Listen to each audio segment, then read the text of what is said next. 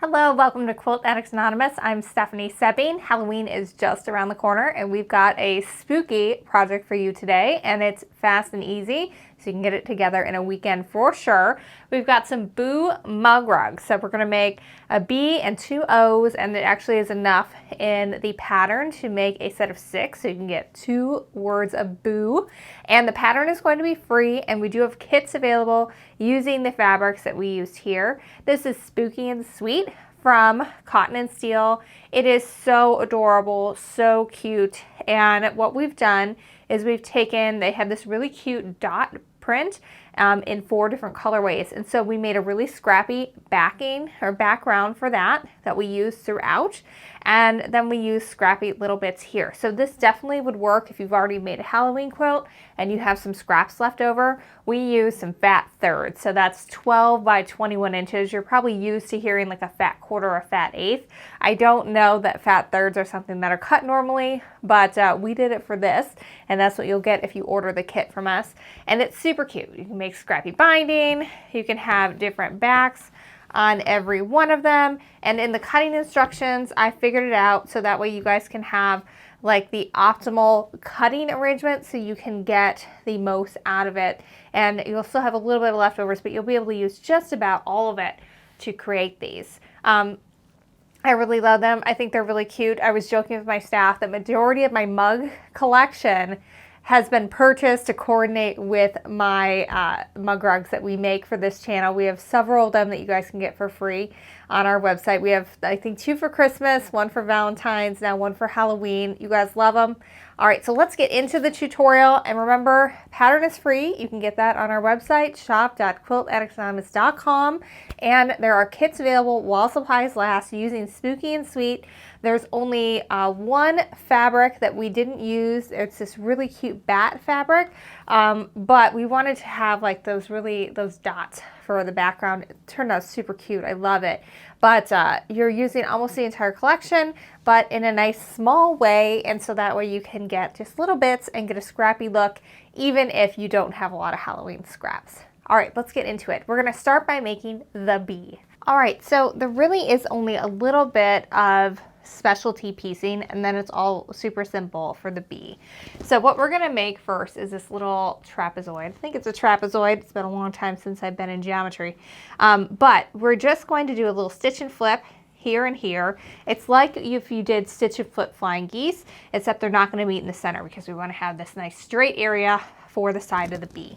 So I've got a couple of pieces here, and all I'm gonna do is I'm just gonna flip everything over, and I'm going to draw a line from point to point on the wrong side.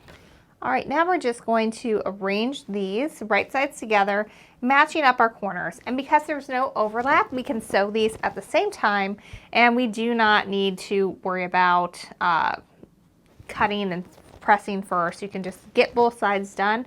Now I am there is like a directionality to this, like this is a house that's going up.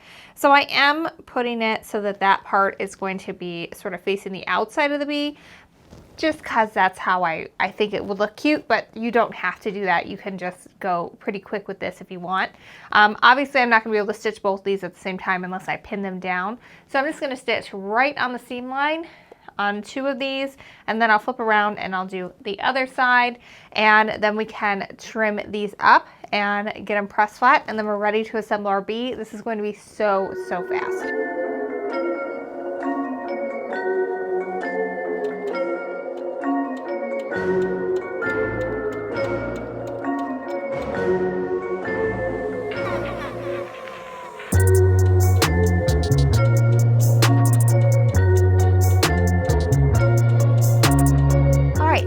Take the 1/4 inch line on my ruler, and I'm going to line it up with that seam and that line that we drew, and I'm going to cut in my 1/4 inch seam allowance.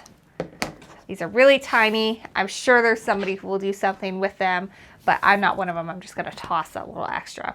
All right, we're going to do the same thing for the other side and repeat on our second part of our bee. Now I'm going to take and press these seams open, especially with how tiny this is. I really want that seam to be super flat. Easiest way to do that is to just press that seam open. Once I press from the wrong side, I also like to press from the right side as well, just to get that seam good and flat.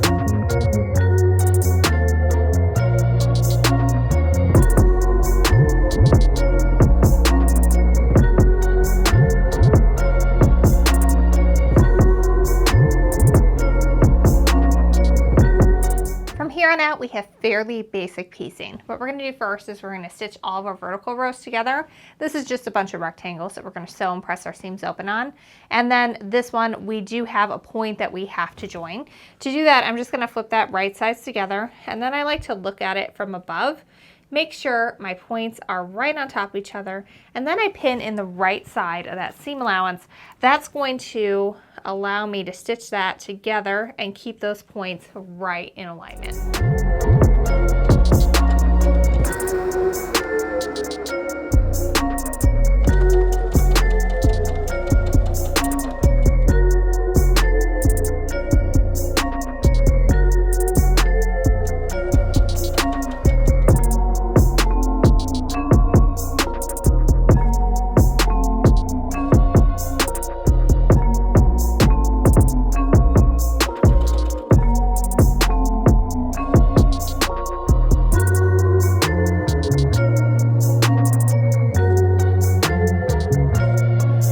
Now that we have all of our vertical rows sewn together, we can now sew it together horizontally to finish our B off, and then we're just going to add a top and bottom. Again, I'm still pressing all those seams open. One thing I'm going to do, I'm just going to go ahead and grab these right sides together here. I'll start with sewing this one together here, and then also here. And one thing that I love to do, and this is why I love to press my seams open, I'm going to zoom in a little bit so you can see it a little better. So you can see right here that a little V is created when we press those seams open. I want to sew just one needle width to the right of where that V is created. And as long as I do that, even if it's not exactly a 1/4 inch away from the edge of the seam, it's going to look perfect because you will look like you place that point exactly where it's supposed to be, and you're going to love the results. Now, if you want, and I probably will because we have a pieced piece going next to a pieced piece, and this is a lot of smaller pieces because it's only an 8-inch finished mug rug, I'm going to go ahead and pin at the top, bottom, and the center just to make sure that I keep everything even as I'm going through. There's really no seams to match here because this is going to hit right in the middle of this strip. So as far as precision piecing, there really isn't a whole lot to worry about, except making sure that we're just sewing inside of that so that it looks like our triangle is in the right spot.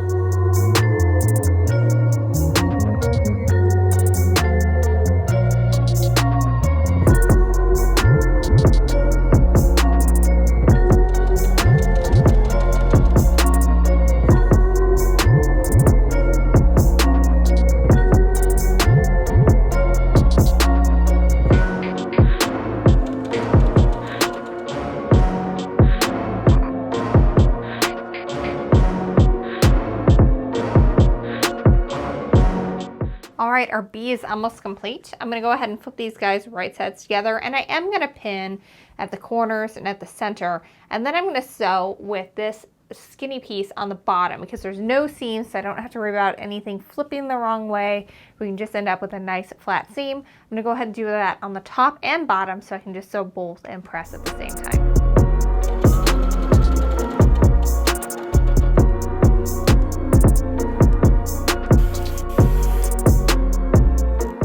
Alright, so we've got our B together. It really wasn't bad at all. We just did a little bit of stitch and flip, just like stitch and flip flying geese, but with a flat side, so we can have that outside of that B. And then just some simple piecing to get our vertical rows together, and then a horizontal, and add to the top and bottom. I do like to give that a spritz with the spray mister and get it super flat before we do anything else, especially since we're going to eventually have a beverage on this. We want it to be nice and flat when we're done. And that's where pressing those seams open really helps, because your block is going to lay super, super flat, and it's going to be much flatter than if you had folded those seams under. Then you might have a wobbly drink, and that's no good if you've got some hot spiced coffee. All right, so now we're going to move on to our O. It is almost as simple. We're going to start by making the corners of our O. So what we're going to do is we're going to do a stitch and flip on two sides of our larger squares with our little ones. And again, we're working with smallish pieces here. It's very scrap friendly. All we need to do here is on our backgrounds is we need to line up our ruler from corner to corner and then draw a line so that we have a guide of what we're going to sew on. I'm going to do that for all of my little squares here and get them prepped.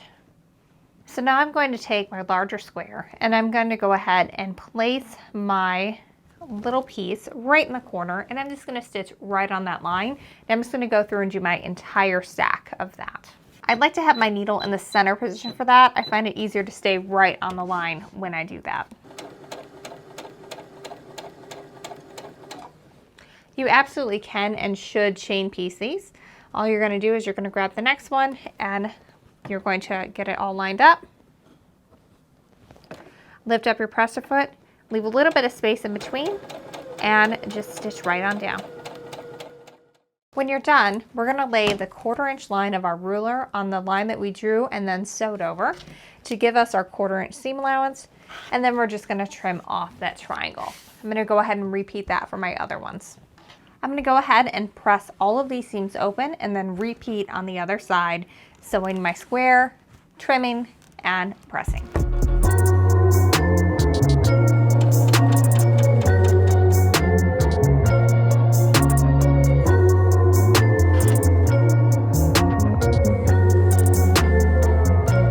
All right, so we've got the corners of our O's all ready to go. Now we need to make the sides. This is also pretty simple. It's just smaller pieces than you may be used to. All we're gonna do is we're gonna place them right sides together and stitch with a 1/4 inch seam and press them open. It's totally simple, totally easy, just a little bit tinier than you may be used to. I am back to my 1/4 inch seam for this part. Just like everything else, we're going to press these open because we want our block to lie super flat.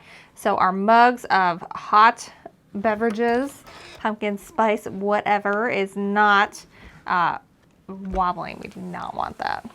All right, so now we're going to join our vertical rows going on the sides of our O and then the center, and then we'll be able to go sideways. There is a fun little trick to make sure that these line up just right. What you're going to do is you're going to flip over the side that is going to be hitting that, so right here, and you're going to measure in a 1/4 inch and make a mark. So I've got my 1/4 inch lined up with the outside there, and I'm just going to make a mark with my friction gel pen. It'll go away with heat, and then that marks exactly where my 1/4 inch is going to be, so I can take a pin and put it straight through where it is hitting at that seam allowance, and then I can go in a 1/4 inch away right in this seam allowance, and I'm a little off because my edges are not quite lined up. There's a little bit off there, so I need to go up a little. All right, that's looking a lot better. My edges are nice and in alignment. Now what I'm going to do, if I were to move this pin and pin with it, it's going to shift my top one forward and my bottom one back, and then we won't be in alignment anymore. So I'm going to take a second pin and just pin in that seam allowance. That'll make sure when I stitch on this line that everything is nice and in alignment and our points line up just right. I do that for the top and the bottom so that I've got great joints.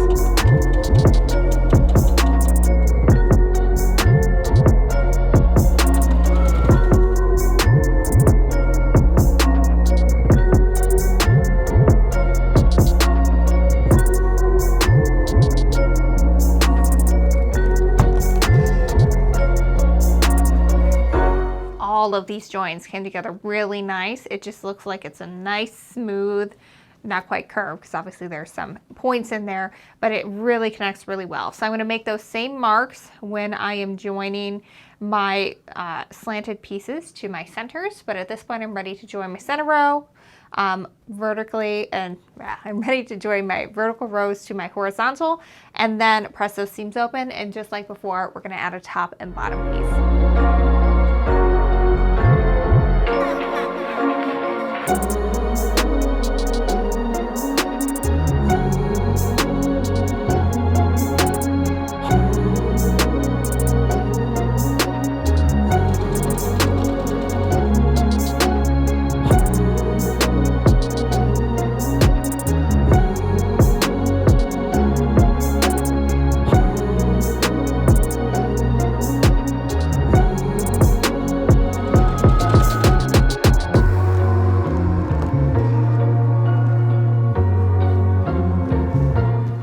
Give everything one final spritz with my spray mister so that I can get everything to lay nice and flat. I like to use that instead of putting water in my iron to use steam because I feel like it distorts the fabric less, and every iron I've ever put water into always spits eventually, and I've had this one for at least 5 years now and it is still going strong, and so that just works really well for me. All right, so that's it. That we've got our O block together. You're gonna make 4 of these, 2 B's, 4 O's, so you can have 2 boos all spelled out on your table and it'll look adorable. Again, you can totally use this with Halloween scraps. We use fat thirds in order to make ours. We do have kits available while supplies last. And I just want to point out one thing about the binding. I'm going to show you our set of 3 that are totally done here. So what we did here is we quilted everything going on the diagonal. We just started going straight from corner to corner, and then we did 1-inch intervals. It was super fast. We did a nice little zigzag stitch going around the edges. That way you could cover it on both sides without having to hand stitch, because it's a mug rug, not an heirloom quilt. So, and it adds like a little bit of extra detail too. We just did it all in white and it looks super cute. Now, the binding is supposed to be scrappy, where there are instructions on to cut it from your fat thirds, and you're mostly going to use your prints for that. But I'm going to point this out because we had 2 seasoned quilters working on our samples, and they've done binding before, so they didn't think they need to read the binding instructions. But it messed that up because they didn't read it. What you need to do is sew all of your binding strips into one large roll, like you would if you were going to do it for a quilt, and then just start going. You're just going to go around one end and then secure your binding and end it off, and then whatever it cuts off, that's for your starting point for the next one.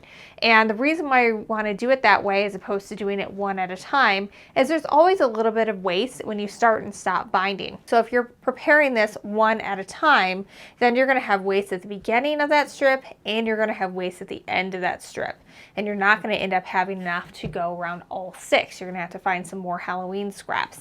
But if you do it as one continuous bit, you'll still have a little bit of waste at the beginning, but at the end when you cut it off, it's just going to be the start of your next one. So you have less waste as you're going along, and you'll have enough to do all 6 of your Boo mug rugs. So I really hope you've enjoyed this. Again, the pattern is totally free on our website, shop.quiltaddictsanonymous.com. If you love having little things like this out around the holidays, this is our first one for Halloween. We have 2 for Christmas and 1 for Valentine's Day, so you can check that out. Just search mug rugs. All the mug rug patterns are free. But we do have kits for this, so definitely check that out. I think you will have a lot of fun with it, and it just turns out so cute. You can absolutely use your little scraps for it, but this just looks really cute all together, and we send you the exact amount you need, including all the scrappy background. You want to mix that up as much as you can because it really just adds to it. I mean, it's scrappy from start to finish. All our prints are scrappy, all our background is scrappy, our binding is scrappy. It just is super cute. And in this case, it's all from one collection, so it all coordinates together very well. But it is just adorable and gets as much fabric in as possible, because I don't know about you, but my addiction to fabric came before my addiction to quilting. So I'd like to use it as much as possible and as much variety as possible. All right, well, I hope you've enjoyed this tutorial. And again, go get all the goodies over at shop.quiltaddictsanonymous.com. Make sure you like and subscribe here on YouTube. And if you sign up for emails over on our website, you get 10% off your first purchase, even brand new goodies like this one. All right, until next time, happy quilting. Fudge. This, ladies and gentlemen, is why you don't silver your pins.